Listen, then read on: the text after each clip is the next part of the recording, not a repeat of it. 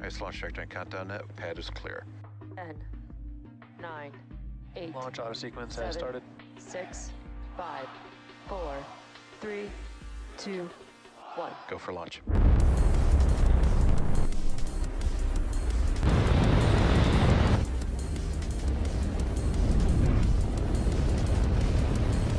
Vehicle is supersonic. Stage separation confirmed. Dragon, separation confirmed.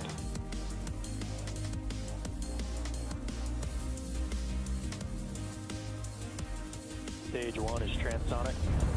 Landing legs have deployed. And Falcon 9 has landed.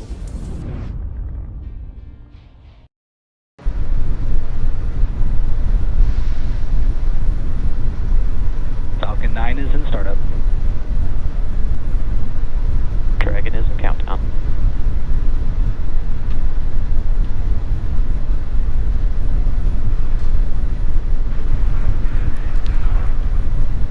SpaceX launch director, go for launch.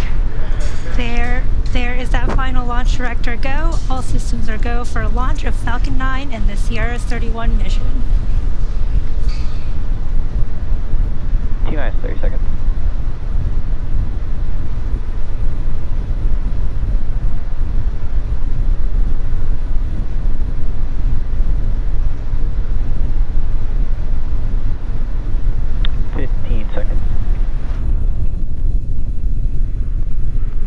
Minus 10, 9, 8, 7, 6, 5, 4, 3, 2, 1. Ignition. Engine full power and lift off. Go SpaceX, go Falcon, go Sierra. Vehicles mission generated, and we have liftoff. NASA's SpaceX 31st commercial resupply mission is on its way to the International Space Station, carrying science, supplies, and the spirit of exploration.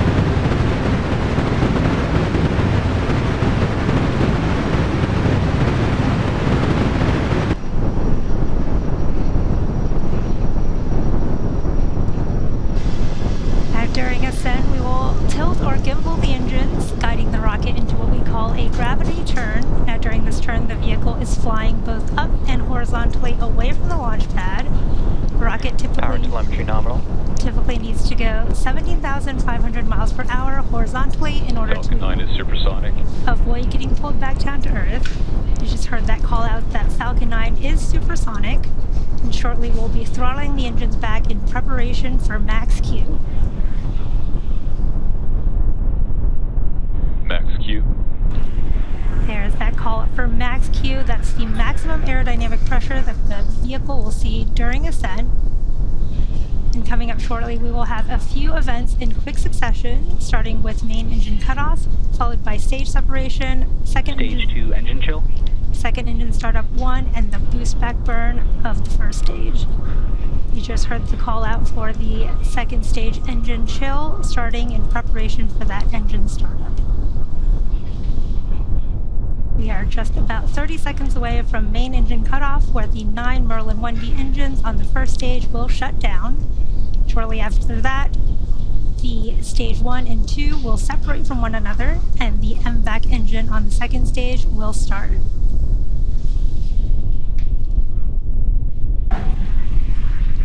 Second engine start 1 is when we ignite that single Merlin vacuum engine of the second stage. Shortly after that, the boost back burn will start on the first stage.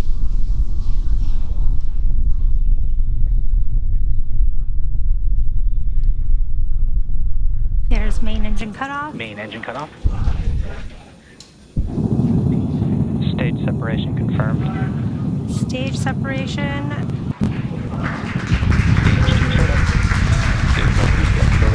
And there you can see a beautiful view of the concurrent second stage engine start along with the start of that first stage boost back burn.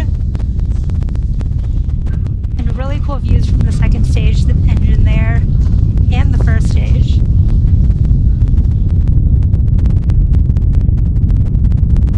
Now if you're just joining us, the first stage on your left is in the middle of its boost back burn, which is the first of 3 burns designed to take the first stage back down to Earth.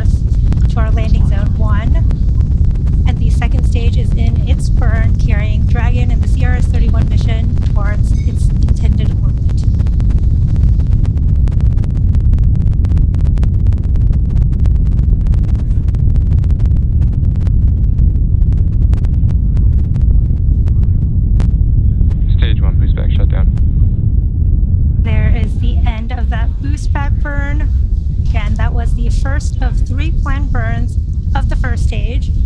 And in about 3 minutes, there will be 2 additional burns, the entry burn and the landing burn of that first stage, to bring it back down to land at landing zone 1 at Cape Canaveral.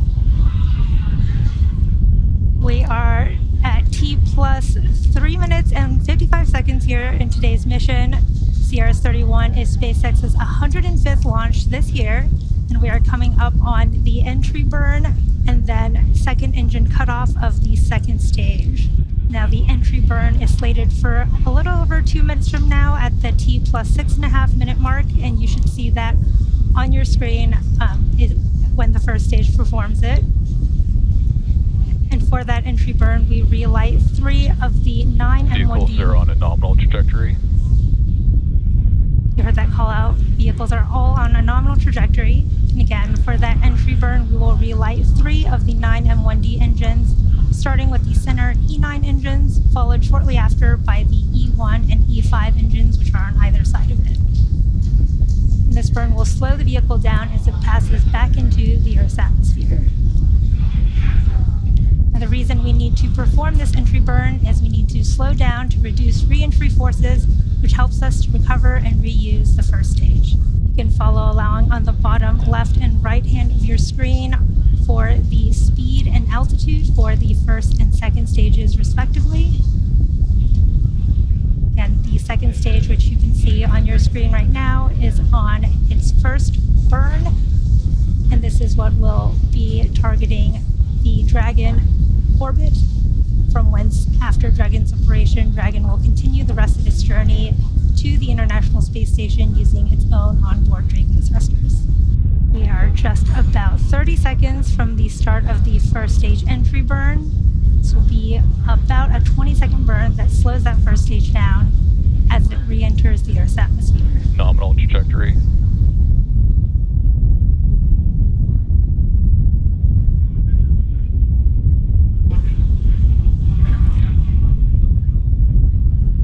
We are also currently in the middle of the second stage burn. We have about 2 minutes left in this burn.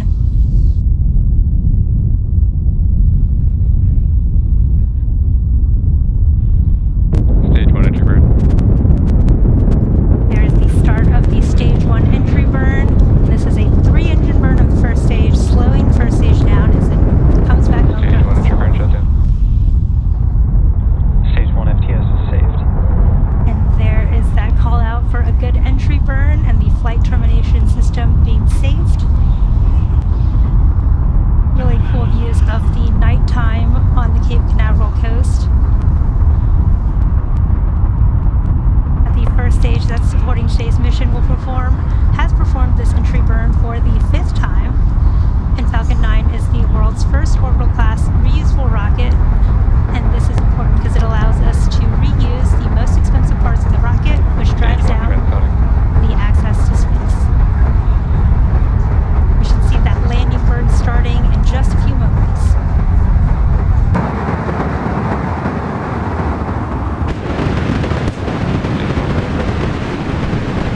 There is the start of the stage 1 landing burn.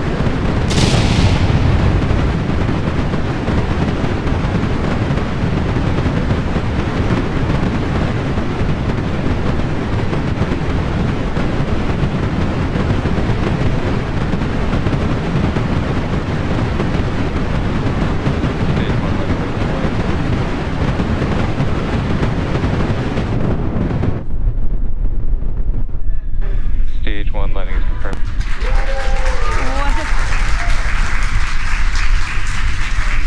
What a beautiful view of Stage 2 that terminal guidance.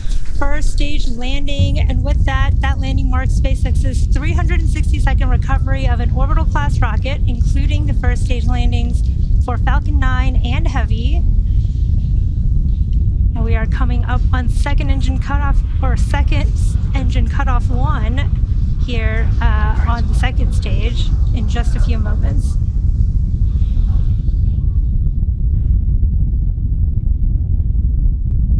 Stage 2 shutdown.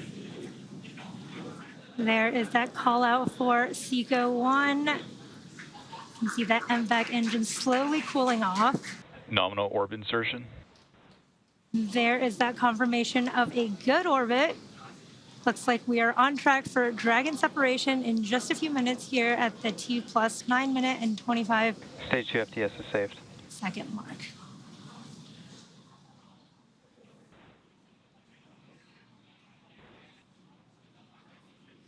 You can see that MVAC engine continuing to cool down. And we are waiting for Dragon separation here in just a few moments. Dragon separation confirmed. There is confirmation of Dragon separation. You could just see it floating away there.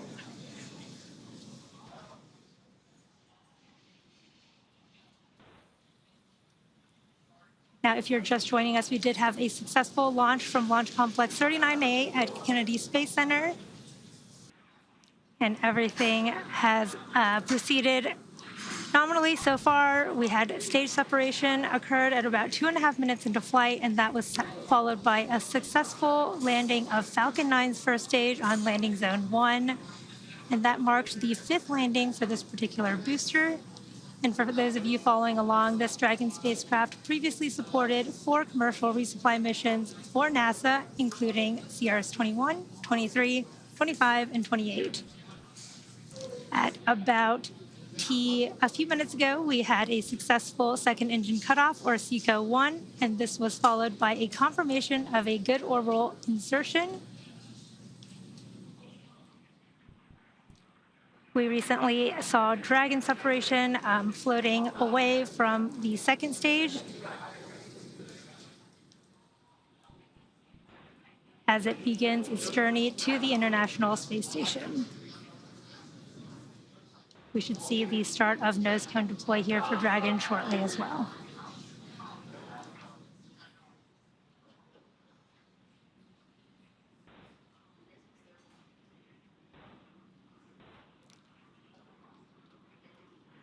A very exciting sight to see. Dragon, you saw, was drifting away from Falcon 9's second stage, confirming spacecraft separation. Let's check in with Joseph as we prepare for nose cone deploy and preview what's in store for the rest of the flight.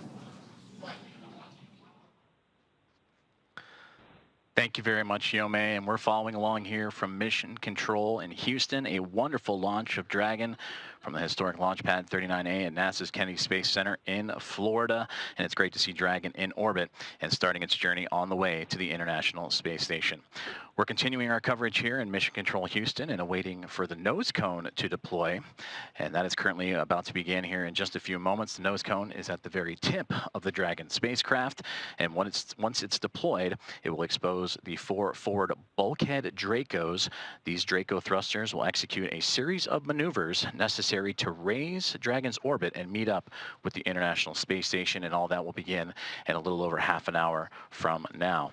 Now, for Dragon overall, it is carrying well over 3 tons of cargo that is heading to the International Space Station and the Expedition 71 crew, and that includes crew supplies, of course, science investigations, spacewalk equipment, vehicle hardware, and computer resources. And one thing that the Dragon is carrying also is a lot of food for the crew on board. And a common and fun question we get here at NASA is what kinds of delectables are inside Dragon and are on their way to the station for that crew who are anxiously awaiting them. And we did receive note that there is a fresh food kit that includes some fruits and vegetables, much like citrus and apples, some blueberries, sweet onions, and all that on its way inside Dragon right now. There are also 4 zipper crew kits, including crew preferences of coffee. With the holidays arriving, there's 1 bulk overwrap bag, or bob, that features special occasion holiday items like lobster, crab, and quail. In addition to these items, there are also 110, that's right, 110 bulk overwrap bags containing standard food menu items, as well as some crew preference choices along the way. Now, as we take a look at the control rooms that are monitoring Dragon's progress and the International Space Station, there on your left, the International Space Station Flight Control Room, which is where we are here in Mission Control Houston. And then, of course, on the right, the teams in SpaceX monitoring Dragon's journey. And now this journey is going to continue on into the early morning hours and through the phasing burns that will be required to get Dragon to the space station by both teams, and then they'll come together jointly just before docking to work and connect the cargo craft to the orbiting laboratory. And we're continuing to await the nose cone deploy of the Dragon craft as we continue to monitor everything here from Mission Control Houston. Now, we mentioned a series of burns required for the spacecraft once it reaches orbit, which it just did.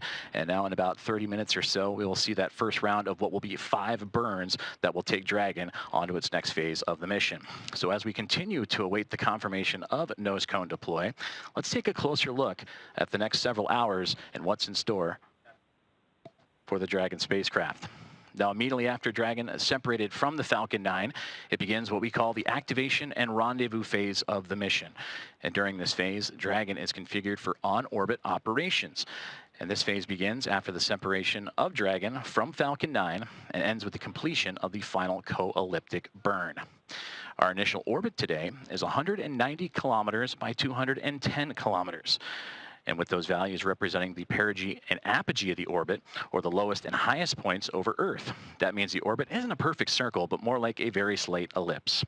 Now, over the next several hours after liftoff, Dragon will execute a series of burns, which will gradually raise its orbit to align more closely with the station. And there are 5 major burns, or firings, of those Draco thrusters on Dragon that will bring the spacecraft close to station before we begin those final approach maneuvers. As we take a look inside the nose cone of Dragon as we speak, as the nose cap is opening right in front of us, and continuing to watch the nose cone deploy, again exposing those forward bulkhead thrusters that will begin those 5 phasing burns for the spacecraft. And we will get video back as soon as possible, but could quickly take a look at some of those burns as the nose cone approaching the about halfway point of opening. The first burn is the phase burn, and that's the first major one that's going to come in about 33 minutes from now, and that's performed at the apogee, or the highest point of the initial orbit, and will raise Dragon's perigee, or lowest point, to a higher altitude. And then from there, we'll transfer over to the boost burn, which will happen in the early morning hours. The next burn, based on what our orbital data will show us, is that'll raise Dragon's orbit until its orbit reaches an altitude that is just 10 kilometers lower than the space station. And from there, we'll move into burn number 3, the close co-elliptic burn. And that's followed soon by to place Dragon on an orbit roughly co-elliptic with the International Space Station. And this means that the crew will be about 10 kilometers lower than the space station itself during the entire orbit around the Earth. And then we move into burn number 4, which will be the transfer burn. And this is called the transfer burn, where we will be raising Dragon's apogee, or again, the highest point of its orbit, to just 2.5 kilometers below the station. As we continue to monitor the nose cone deploy of Dragon as we speak, about 3/4 of the way there to transfer us into the burn breakdown of the 5th burn, the final co-elliptic burn. And that is where we will round out everything with that final co-elliptic burn to once again maintain a constant orbit beneath the station, this time just 2.5 kilometers below. And then from there, Dragon will get ready to line itself up, fine-tuning its way before docking in the early morning hours of tomorrow. And that'll start with the approach initiation and then make its way on to waypoint 0. As we continue coverage in a successful on-time launch of NASA's SpaceX 31st Commercial Resupply Services mission en route to the International Space Station. As nose cone deploy just a moment away from locking into position.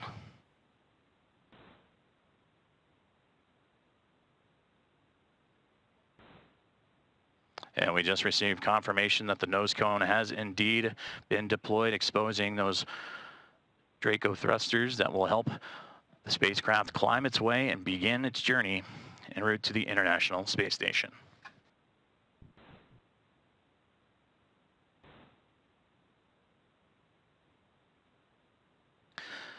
Now that the nose cone is deployed, Dragon is ready for its phasing burns to the International Space Station with a successful orbital insertion. And I'm now joined by Bill Spetch, Operations Integration Manager of the International Space Station. Bill, thank you very much for joining us. Great to be here. We've discussed the crucial role of collaboration, teamwork, and dedication in making missions like this possible and ensuring a continuous flow of science, technology, and resources. How have you witnessed this in your team's preparation for this mission and in recent missions? Well, you know, operating a world-class orbiting laboratory requires extensive collaboration across all aspects of the ISS program. We have adapted to numerous items that were not as we originally planned, and we have the best team in the world, and really around the world, working solutions to every potential problem that could arise. Most recently, the outstanding international collaboration around the very busy traffic schedule to ISS, and adjusting to that ever-changing launch and landing schedule while we prepared for the future by adding new capabilities to the ISS. It certainly has been a busy time for the space station. It feels like it's been like that for quite some time now. And with this cargo mission, add that to the traffic dossier for this mission. Well, in addition to the cargo being delivered aboard it, another important aspect of this mission is showcasing the spacecraft's reboost capabilities. We touched upon it earlier in the broadcast of this importance and what it means to the International Space Station. But can you explain the significance of this ability and its importance for the space station? Yeah, the ISS requires periodic boosts to maintain its orbit around the Earth. And normally these are completed by Progress, the Zvezda service module, or even Cygnus. It is important to us to continue to add capability to the ISS, and performing reboost with Dragon is an awesome addition to that capability. Plus, this allows the team to gather data that helps inform the design and operation eventually of the UST orbit vehicle.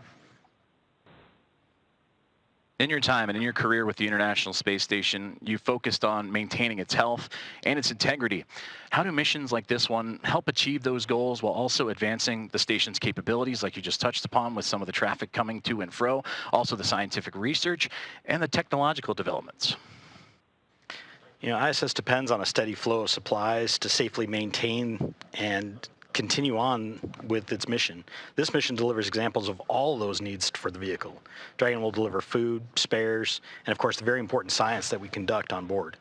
Dragon also returns items to the ground. This allows us to refurbish hardware instead of building new copies, investigate designs and improve reliability for future spaceflight endeavors, and allows the scientific sample return to Earth that furthers research. Well, we look forward to seeing all that this mission has to have in store, especially those reboost capabilities for this Dragon spacecraft. Bill Spetch, Operations Integration Manager of the International Space Station. Sir, thank you very much for your time. Thank you. Dragon now begins its journey towards the International Space Station, using phasing burns to gradually close in the distance. This process will take about a day and a half, with approach and docking expected actually early tomorrow morning at 9:15 a.m. Central Time, 10:15 a.m. Eastern. Tune in to NASA Plus for live coverage of the final approach and docking starting at 7:45 a.m. Central Time, 8:45 a.m. Eastern, with docking expected around 9:15 a.m. Central, 10:15 a.m. Eastern. With a couple of hours after docking and settling in, the Expedition 72 crew will perform a series of leak checks, and the crew will begin to then unload the Dragon spacecraft. For the latest updates, be sure to visit nasa.gov. We will see you tomorrow for docking, and until then, let's check in one more time with Yome and our team in Hawthorne. This is Mission Control Houston. Thanks, Joseph. The Dragon supporting CRS-31 will return to Earth in about 1 month. SpaceX is honored to be a part of NASA's Commercial Resupply Services initiative to deliver critical cargo to the space station, and we thank NASA for entrusting us with today's mission. This mission marks our 105th of the year and our 400th successful liftoff of Falcon. Thank you to the entire SpaceX team and to all of our customers for helping to make this incredible journey possible, and congratulations to the SpaceX and NASA teams for tonight's successful launch. Make sure to follow at SpaceX on X and check out spacex.com/launches for up-to-date missions and schedules. Thanks as always for tuning in, and have a good night.